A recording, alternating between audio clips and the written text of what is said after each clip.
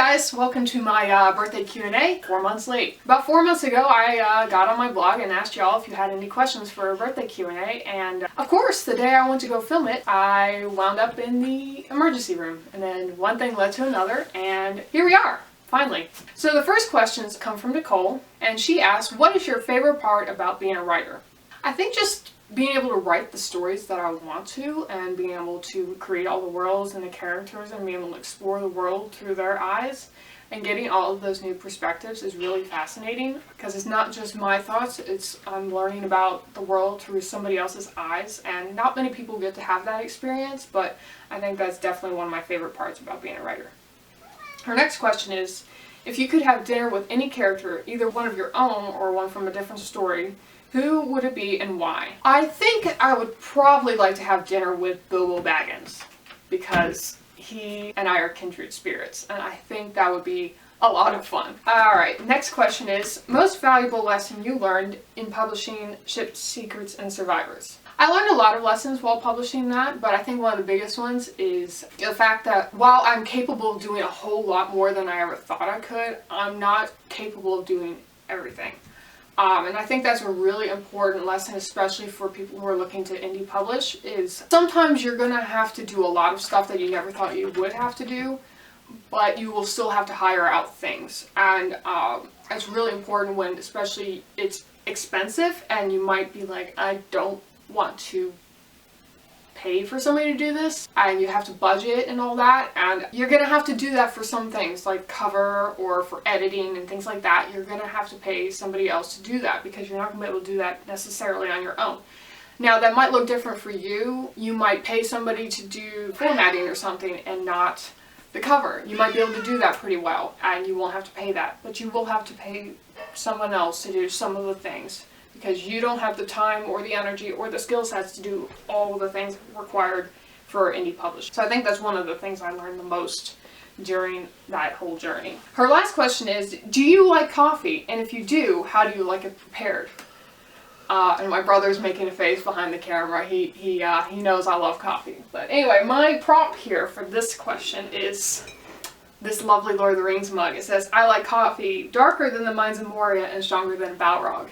And that is possibly the most accurate depiction of how I like my coffee. I like it black and I like it strong, and yeah, I'm pretty simple when it comes to coffee. The next questions are from Samantha. Top 5 favorite books or series? I guess the Bible's out because, I mean, obviously that's the answer. My favorite series is The Reinvention of Skylar Hoyt. Those are my favorite books of all time. I love them. They're amazing. The Hobbit probably is number 2. Either between Shades of Grey or Salt to the Sea would probably be number 3.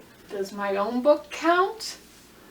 Because maybe Ship Secrets and Survivors is one of my favorites. I don't know. I guess Series of Unfortunate Events. Let's put that in number 5, because that's a pretty awesome series. Number 2. If you can meet any 5 authors, who would you want to meet, living or dead? I think I would love to meet Tolkien, because I think he and I would get along really well. I think it would be a lot of fun. I would also love to meet Stephanie Morrill. I love her books. She's like my favorite author of all time, and so I think meeting her would be super fun. Well, yeah, Lemony Snicket, but like, that's a pen name. I don't know. Yeah, I guess so. I think that would be pretty cool. Like, he writes some pretty awesome books. So yeah, that would be number 3. Number 4, I guess Derek Thomas. I know that's a weird one, but he writes a lot of theology books, and he's a pastor that I really admire, so I think I would like to meet him, though it might be a little weird. But, and actually that's probably the most doable, because he's in our denomination. So if I just went to Synod or something, I'd probably get to meet him. Maybe John Bunyan. I love Pilgrim's Progress. That's one of my favorites. So that might be cool. Maybe. Or C.S. Lewis. Or Christopher Paolini. Yeah, Christopher Paolini. I watched an interview with him once, and he literally stopped the whole interview to show off his cat because the cat walked in the room. My brother's telling me I need to show off my cat, so here you go. He's kind of scared. Come here. Yeah, so anyway, I think that would be kind of cool. He seems like I would get along with him pretty well. Alright, next question. What is your favorite season? Fall, for sure. I love the colors. I love the crispness of the air. It's not too cold, but it's just about right. is beautiful, especially this year. It was really, really beautiful. Favorite plant or flower? Lavender, I think. I definitely like lavender a lot. Favorite genre to read? This is hard because I read a lot of fantasy, and that's generally where I gravitate, but I also really, really love historical fiction. So it's a tie between those two, I think, would be my top genres to read. How much time do you usually devote to writing per day? This kind of depends on how you view writing. If you mean drafting as writing, I probably only spend about an hour at most drafting. Now, if you're talking about writing as a overall work, including like social media, editing, rereading, anything that has to do with getting books out, I probably spend maybe about 5-6 hours a day on work days, but that includes everything that I do for my work. What's a genre you haven't written in yet but you want to write in? I definitely want to write a sci-fi. I think that'd be a lot of fun, even though I haven't really read a whole lot in that genre, but I want to explore it more, especially now there seems to be a lot more that appeal to me. So I think I want to give that one a shot. But I also think I would like to write a mystery, because I really enjoy that type of book, but I don't have any story ideas yet for that type of thing. So next questions are from Leah. If you had to change your name, what would it be and why? This is a really hard question because I don't really ever want to change my name. I'm definitely a Sarah, but I guess, yes, meow to you too, sir. I think Cat, almost. Catherine, and have Cat as the nickname. Yeah, I could see that. Yeah. Or Annabeth, maybe. Yeah, Annabeth. Although I'm more like her character rather than the name, you know what I mean? Yeah. But yeah, I could see that. Biggest screw up in the kitchen. I had to ask Joe for this one and he didn't have really any answer. Was it one time you caught something on fire? And oh, that's true. I did do that. And okay. And we spent like 3 hours cleaning after that, so that was definitely the biggest screw up.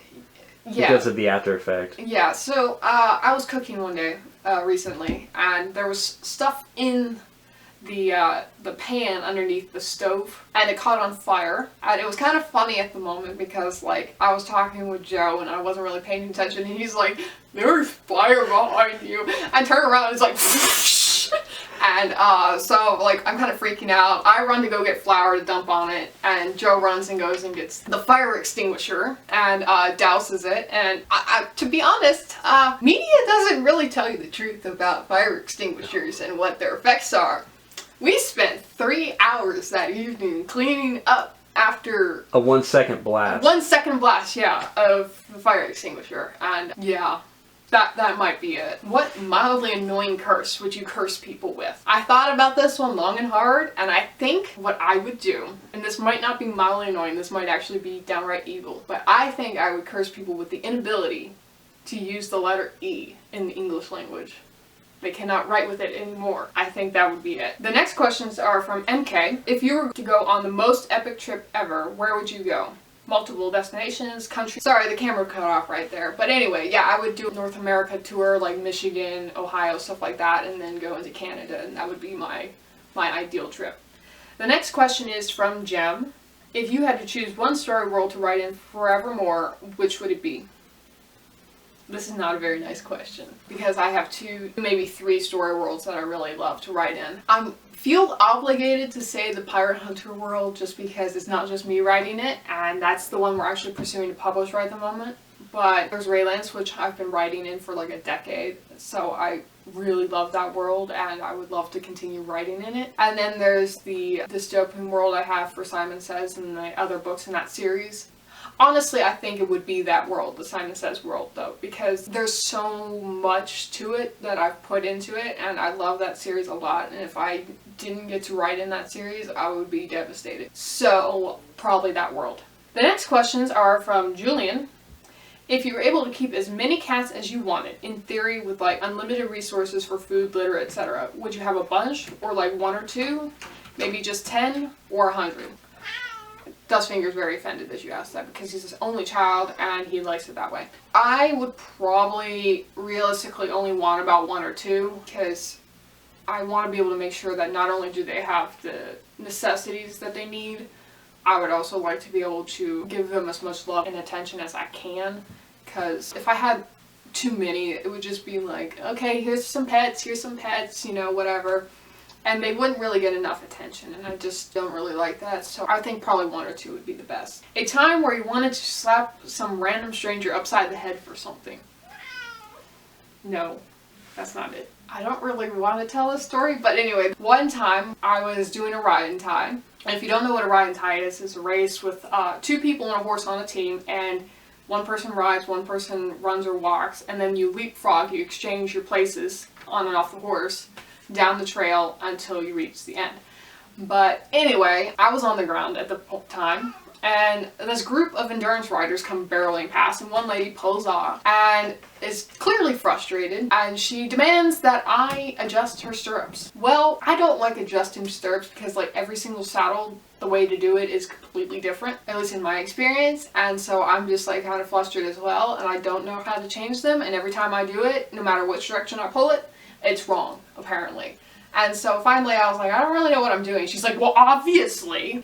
And at that point, I really wanted to slap her upside the head because she's asking for help and she's acting like a complete moron while doing so. And like, I don't like that. So that was probably it. Yes, excuse you too. Would you rather never read Tolkien or Lewis again? Probably Tolkien. Don't kill me. Don't kill me. But probably Tolkien. I really love Lewis's nonfiction writing, and I would like to continue reading that, so I wouldn't want to never read Lewis again. Favorite song that isn't in a music genre that you normally listen to, but for some reason this one song gets stuck in your head and you enjoy it. The problem is, I listen to a lot of music genres, so there's very few that I don't normally listen to anyway. What would you say, Joe? I don't really know. Probably All I Do Is Win. No, I don't listen to that. No, thank you. No. Plus, I also listen to rap quite a bit, so that doesn't count. Probably actually something from The Who. The Cars. No, not The Cars. Ew, no. But there's that one song. No. That gets stuck in your head, admit it. It does get stuck in my head. And it's rock. You don't listen to a whole lot of rock. That's not true, I do. Classic rock. Yeah. But that does get stuck in your head. It does get stuck in my head, but that's not because I necessarily am enjoying it, because once I start listening to the lyrics, I'm like, ooh.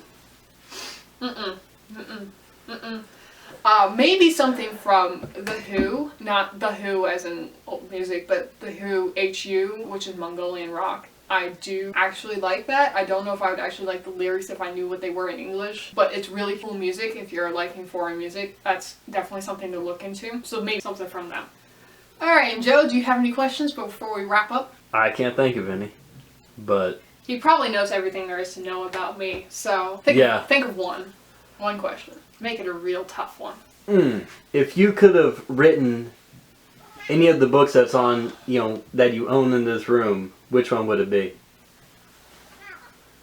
As far as like writing skill goes, I wish I had written the series of Unfortunate Events, because it's a brilliant series. As far as the way theme is written into a story, I probably would have wanted to write the Reinvention of Scarlet White series, because that makes me cry every single time I write it, and I love it, or read it I guess, and I love it, and it would have been really cool to have written it, but it wouldn't have been that story had I written it. So yeah, those 2 series I think. So anyway, those are all the questions.